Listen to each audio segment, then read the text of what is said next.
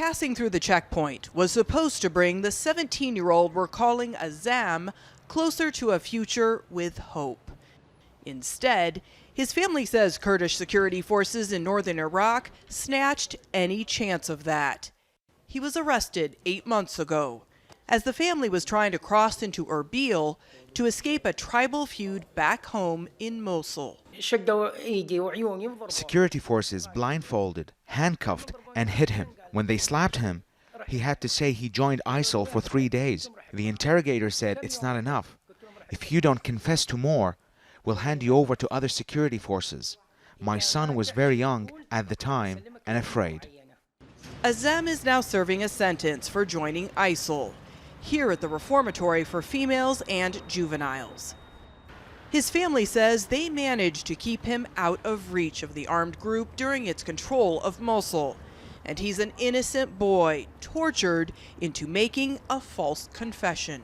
Since 2016, Human Rights Watch says 41 juveniles have reported being tied in stress positions, given electric shocks, and being beaten by Kurdish security forces with electric cables, plastic pipes, and rods in order to extract confessions. And the alleged torture continued here at this facility designed to rehabilitate juveniles.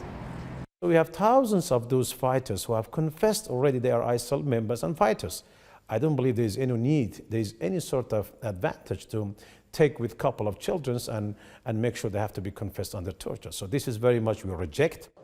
According to Human Rights Watch, several juvenile inmates say some of the guards beat them for misbehaving, subjected them to death threats and verbal abuse, and kept them in their cells for long periods of time. These are victims, and as victims, they should be given every opportunity to reintegrate, rehabilitate, and rejoin society.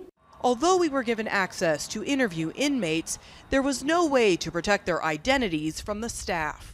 We work in a transparent way and don't intend to keep a lid on bad things. If these things took place in our facility, we would be preventing media and local and international organizations from visiting. AZZAM is supposed to be released soon, but his family worries if he returns to Mosul, which is under the jurisdiction of the federal government in Baghdad, he'll get arrested again, this time by Iraqi forces. This is injustice. My son is stigmatized for the rest of his life, and he'll carry the fear of being arrested at any time. As with many victims alleging torture, the teenager may also face a lifelong struggle with a psychological trauma. Natacha, Ghoneim, Al Jazeera, ERBIL.